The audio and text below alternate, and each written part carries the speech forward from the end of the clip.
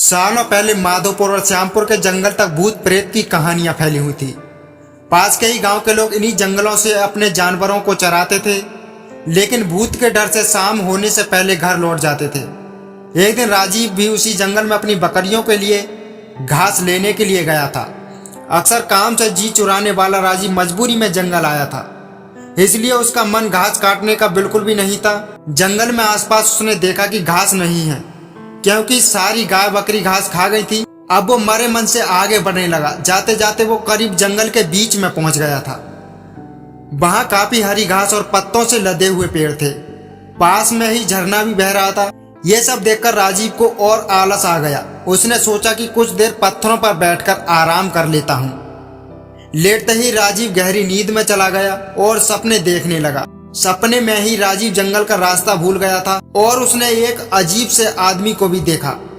आदमी की शक्ल इतनी डरावनी थी कि राजीव की नींद खुल गई। डरा हुआ राजीव एकदम उठा और बकरियों के लिए घास काटने लगा। भले ही वो घास काट रहा था, लेकिन उसके जहन से सपने वाले उस डरावने इंसान की शक्ल जा ही नहीं रही थी। राजीव घास जल्दी जल्दी काट रहा था, क्योंकि सूरज लगभग ढलने वाला ही था। उसने कुछ देर बाद दो लोगों की आवाज सुनी। वो दौड़ता हुआ उस आवाज की तरफ बढ़ने लगा। उसके पास पहुंचकर राजीव कहने लगा कि मुझे मेरे गांव को जाने का रास्ता बता दीजिए। उसकी बात सुनते ही वो दोनों वहां से एकदम गायब हो गए। उन्हें एकदम से गायब होता देख वह हैरान राजीव बेहोश हो गया। कुछ देर बाद जब राजीव को होश आया तो उसने अपने सामने वही सपने वाला डरावना आदमी देखा। उसकी आंखें लाल रंग की थीं और दांत बाहर को निकले हुए थे। किसी तरह से खुद को संभालकर राजीव वहां से पागलों की तरह दौड़ने लगा। उसी वक्त एक भालू उससे टकरा गया। उसने ऐसा झपाटा मारा राजीव की वो नीचे गिर गया। तभी भालू भी आदमी की शक्ल में आ गया। वो भी अजीब और डरावना था। हाथ टेढ़े मेढ़े, होठ कटे हुए और पैर उल्टे थे। इधर उधर जंगल में फंसे राजीव को कुछ नहीं समझ आ रहा था कि उसके साथ क्या हो रहा है। उधर उसके घर वाले परेशान हो रहे थे। रात के 10 बज चुके थे, लेकिन राजीव घर नहीं लौटा था। उसका भाई उसे ढूंढने के लिए जंगल की तरफ निकल गया। राजीव का भाई एक पैर से ठीक से नहीं चल पाता था, इसलिए मदद के लिए उसके माता पिता के साथ ही गांव के कुछ लोग भी निकल पड़े।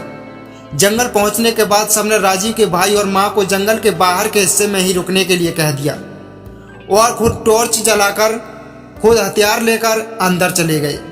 करीब 3 से 4 घंटे तक सबने जंगल के चारों ओर उसे ढूंढा, लेकिन वो कहीं नहीं मिला। बस अब जंगल का अंदरूनी और घना हिस्सा ही बचा था।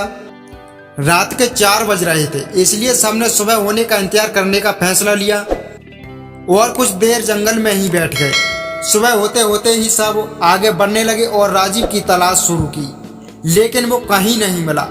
सब थककर हार कर अपने अपने घर लौट आए। राजीव किसी एक कोने में भूख प्यास से तड़पता हुआ पड़ा था। उसे इतना होश भी नहीं था कि वो कहाँ है। राजीव का परिवार भी 3 दिन से उसकी याद में परेशान था।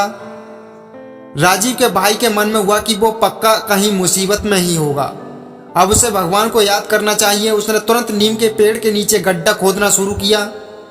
भाई लौटेगा कहते कहते किसी तरह से उसने गड्ढा खोद लिया। अब रोज वह सुबह उस गड्ढे में जल और दूध चढ़ाता था। उसका मानना था कि उसके देवता उसकी नीम के नीचे ही रहते हैं। वो रोज सुबह उसी पेड़ के नीचे बैठ जाता था और उसे कोई भी उठाने के लिए आता तो उसे वो धक्का मार देता था।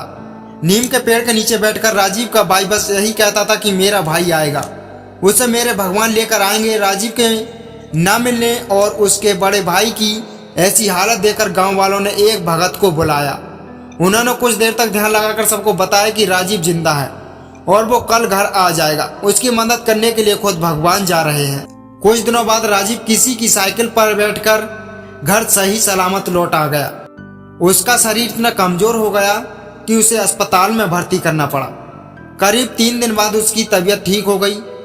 अब राजीव के भाई ने पूछा कि तुम्हें क्या हुआ था और किस तरह से तुम बचे। राजीव ने बताया कि उसे जंगल में भूतों ने घेर कर रखा हुआ था। वो ऐसे खतरनाक दिखते थे कि याद करते ही डर लगता है। आवाज़ें भी अजीब अजीब सी निकाल कर मेरे चारों तरफ नाच रहे थे। मुझे लगता था कि मैं कभी नहीं बच पाऊंगा उन भूतों से, लेकिन भगवान से खुद को बचाने की मिन्नत भी करता था। तभी ऐसा लगने लगा मानो भगवान ने उसकी पुकार सुन ली हो। उस दिन घोड़े के पैरों की आहट और उसके हिनहिनाने की आवाज आई। सभी भूत ये सुनकर शांत हो गए। घोड़े पर एक आदमी भी सवार था, उसके हाथों में तलवार थी। उसे देखते ही सारे भूत भागने लगे। वो अपनी तलवार से एक एक को मारते हुए आगे बढ़ रहे थे। फिर उस घुड़सवार ने मेरी तरफ देखते हुए कहा कि मैं तुम्हारे लिए आया हूँ, अब किसी तरह की चिंता मत करना। सुबह होते ही तुम्हें कोई ना कोई लेने के लिए यहाँ आ जाएगा, तुम अभी आराम करो। राजीव ने आगे कहा कि उनकी इतनी बात से ही दिल को सुकून मिल गया था। वहां से सारे भूत भी भाग चुके थे, इसलिए मैं बिना किसी डर के सो गया। सुबह जैसे ही मेरी आंख खुली तो वहां एक साइकिल वाला इंसान था। उसने मेरी तरफ हाथ बढ़ाकर कहा कि तुम्हारा घर कहाँ है, बता दो, मैं तुम्हें वहां पहुंचा दूंगा। उसके बाद जो मुझे घर ले आया। दोस्तों, कहानी से क्या शिक्षा मिलती है? भगवान पर अटल विश्वास हो तो वो भक्त की मदद करने के लिए किसी न किसी रूप में जरूर आते हैं। अगर दोस्तों आपको इस कहानी से कुछ सीखने को मिला है तो प्लीज कमेंट करें। अगर दोस्तों आपको ये वीडियो सही लगी तो प्लीज वीडियो को लाइक करके चैनल को सब्सक्राइब करके सभी दोस्तों के साथ वीडियो को शेयर करें। धन्यवाद।